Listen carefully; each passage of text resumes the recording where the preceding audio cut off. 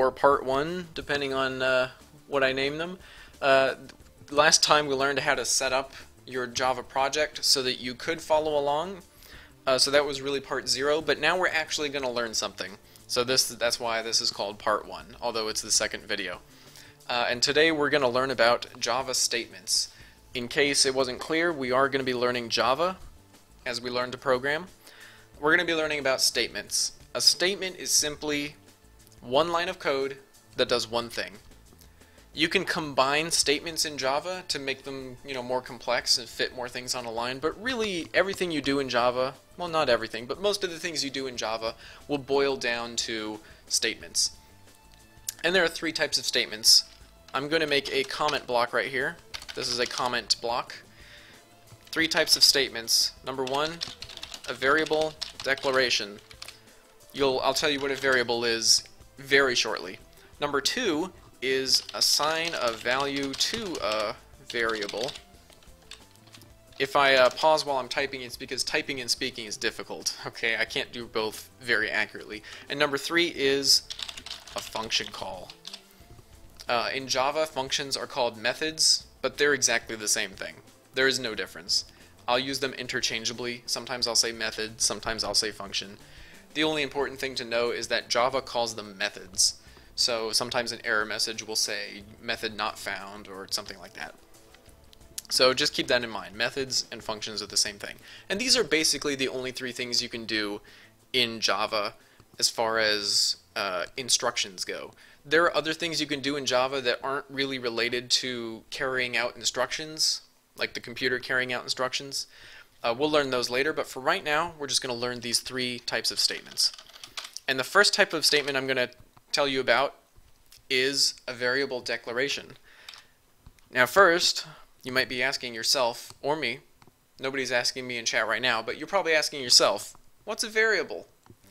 Well, a variable is just a symbol that stores some information that you care about. It can store a number, it can store a letter, it can store a bunch of letters, which is called a string in Java. It's called a string in most languages. You can store custom objects that have other variables inside of them. A variable is basically anything that stores information for you. Okay? Now to declare a variable is the following syntax. Variable. These are comments. Okay, the stuff in gray, that's not code. Java ignores it. So I can type whatever I want. So here's variable declaration. You put type, the type of the variable. Variables have different types. You'll see how this works later. And then the variable name right after the type. This can be anything you want. There are only 2 restrictions. Number 1, it has to start with a letter or an underscore. Okay, Java will not let you make a variable name with anything else. And restriction 2 is it has to be one word. You can't have spaces. Okay, and you can't use like math symbols inside of them. There are other restrictions, like it can't be a reserved word and whatever, but mainly it's got to be one word, and then it has to start with a letter or an underscore. You can have numbers in it, and we'll see that as an example. So let's do some examples. First, I want to type the type of my variable type. I know I'm using 2 different words of, 2 different meanings of the word type, which I hate. But the variable type of the first variable we make, I'm going to make an integer. In Java, you can just type int, and you'll make an integer. An integer is just a whole number, positive or negative. And we're going to call it whatever we want, like whatever we want. And then at the end of every Java statement, you need a semicolon so that Java knows that that's one instruction. So what we have done on line 16 of this code is we have created a variable that's going to store an integer, and that variable's name is whatever we want. Okay? Let's create another variable. How about a Boolean? A Boolean is a type that can either be true or false. That's it, true or false. And this sentence is false. The variable name can be anything we want, completely meaningless to Java. Semicolon. So now we have created 2 variables, one that's an integer and one that's a Boolean. Now, Java is an object-oriented language. I'll go over this a lot more later, but for now all you have to know is you can create objects in Java which have their own sets of variables. So rather than having a million variables flying all over the place, you can keep them all contained kind of in little objects that keep variables that do similar things together. Okay, it's a very easy way to group data. Java comes with a lot of built-in objects, but the one you'll probably use the most is a string. A string is a collection, is a collection of characters. And a character can be a letter, a number, a symbol. There are special characters like space and new line, things like that. So a string is just a string of characters. That's how it gets its name. Now you'll notice that these are lowercase, and this one's uppercase. This string is uppercase. And the reason for that is Java has several what are called reserved words. These are words that have special meaning to the language. There are a lot of words that aren't special, like the name of this class, test project, Java doesn't care. The name of this method, main, Java doesn't care, except the Java compiler looks for a method called main, so that probably wasn't the best example. I can make another method with a different name and it doesn't matter. This string args thing, it can be anything. Java doesn't care. This whatever we want, this sentence is false, and my string, Java doesn't care. Okay, it doesn't care about any of these. But these words in blue, like package, public class, static void, int, boolean, there's about, I guess, 20 of these. There's probably a little bit more than 20. These are reserved words, which means Java has special meaning for these words, and you can only use them in certain places. For example, integer can only be used when you're declaring an integer variable. Boolean can only be used when you're declaring a Boolean variable. String is not a keyword in Java. It's not a reserved word because it's actually the name of a class. And we can actually go into this class. If I don't recommend doing this, but this is actually some code that somebody else wrote. And we'll see how we can make our own objects like this in another video. But this string object, somebody actually wrote this who works at Sun, who made Java, and we can use it. So objects are not reserved words because they're whatever name you gave them. Like test project could be an object. Okay? If you're confused, don't worry about it. Don't be confused right now, because we're going to go over all of this later. But the thing I want you to get is these things in blue are reserved words, and when it's a variable type like int or boolean is, it means that it's a primitive type. There are two types of variables in Java. There's primitives, which are, they actually have the value like in them. So this int whatever we want, if we gave it a value of 9, then whenever we put this variable, whatever we want, whenever we put this variable somewhere, it's 9. Okay, it's just 9. But for objects, it's a little bit different. For objects, they are not primitives. What Java actually does is, because objects have variables inside of them, Java will ask your computer for some memory, and it'll store the object in memory. This variable just keeps track of where that object is in memory so Java can find it. Okay? That's why objects and primitives are treated differently in Java. If you missed any of that, don't worry. It's totally not important, and you can come back to it later, and I'll probably talk about it later anyway. That's not the important stuff I want to talk about for this video. It's just might be interesting to some of you, and if you did get it, good job.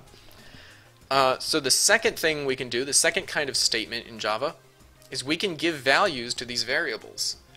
And it's very simple. The way you give a value to something is you type the variable name, like whatever we want, then you put equals, and then you put whatever value you want.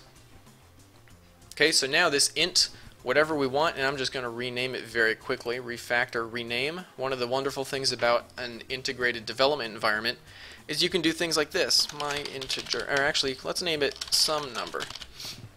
Make sure I don't misspell it. Okay, and it'll just change it everywhere. You don't have to do it by hand. So now we've got int some number, and we're giving it the value of 999. Now this equals, don't get confused with a mathematical equals. Okay, both sides of this are not the same. Okay, a single equals in Java means whatever's on the right hand side, I'm just going to assign that to this variable on the left. That's all it means. Okay, it's an assignment operator. In some other languages, they actually do something like this, where it's like an arrow pointing left, or sometimes it's like that. But in Java, it's just a single equal sign. It just means we're going to give our variable sum number is going to have the value 999. Okay? And we can do this for any of our things. So this sentence is false equals true. Or equals false, whichever you want. It'll still be false or true. And then, that was a really bad joke. Don't get confused. Alright, and then my string equals, and the way you give, I'm going to put my semicolon now, the way you give strings a value is you just use quotes. You use double quotes and you put whatever string you want to put in there. So my string is going to equal hello world, that little phrase, including all the characters in it. So it's going to be capital H, lowercase ELLO, comma, space. You get the idea. Everything within these quotes will be inside this string. Okay? And the third type of statement in Java is a function call or a method call. Now, you have to have a method to do this, and we haven't written any methods. But luckily, Java comes with a bunch of them. So one of the methods that I want to do is, which one that you'll use a lot, system.out.println. I am not recording. This is live. You can ask questions if you're getting lost. I encourage you to ask questions if you're getting lost, because it means I'm not doing as good a job as I want to.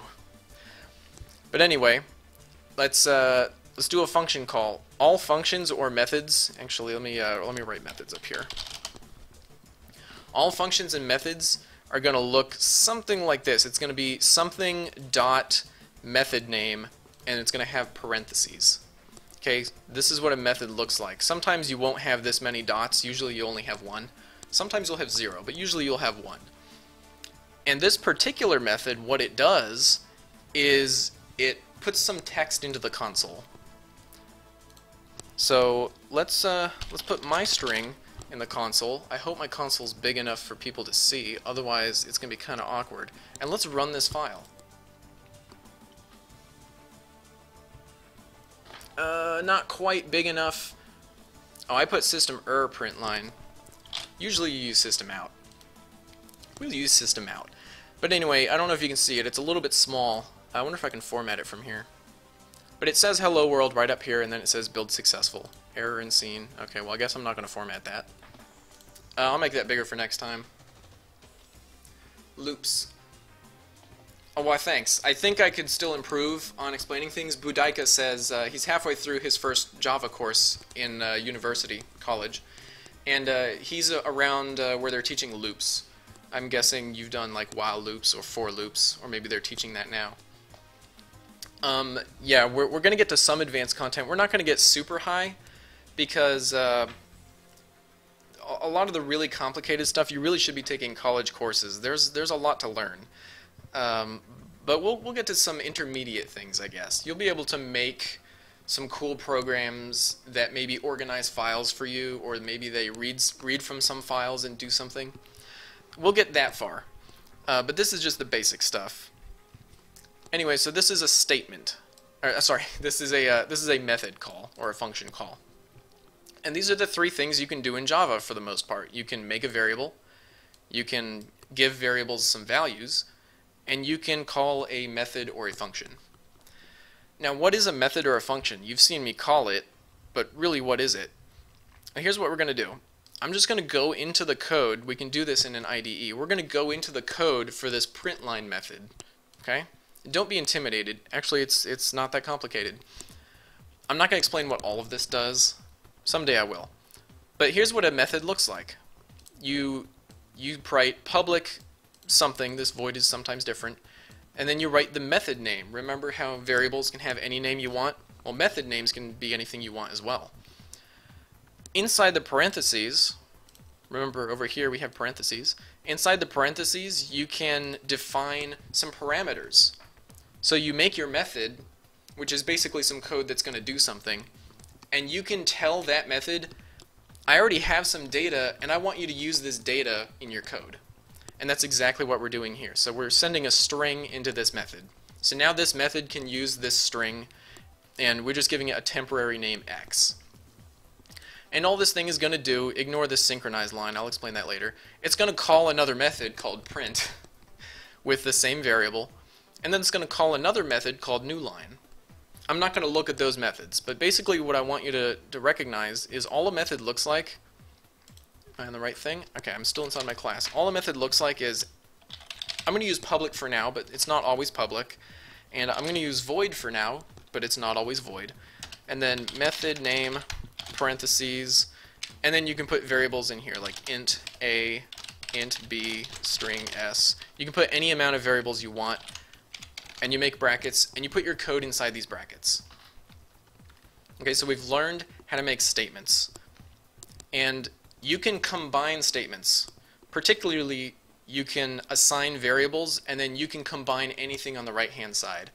So what we can actually do is we can write int some number equals whatever. When we define it, we can give it a default value. Same thing with this boolean, this sentence is false. We can just set it to false right now. No problem. String myString equals not there yet. Okay, you can actually combine those. You can also use methods in either of these. So we can do some number equals method name. If this method returned an integer, let's make it return an integer and return 5. I'm getting a little bit ahead of myself, but I'm going to take all these. It's not recognizing because I didn't give it any, what's it complaining about now? Oh, I know. Ignore these things I just typed. But I made a method that's called method name, and I'm calling it here to assign some value to some number. So you can use literals like 100, false. You can use not there yet. You can use methods to assign values to variables. You can even use other variables to assign values to variables. So let's say I have some number. Let's get rid of this thing down here. We don't need it quite right now. 999. Actually, let's make it easy. Let's make it 1000. I'm going to make another variable called int another number equals some number plus 5. So this should be 1005 because we've said some number is 100, then we've reset it to 1000. So we're basically doing 1000 plus 5.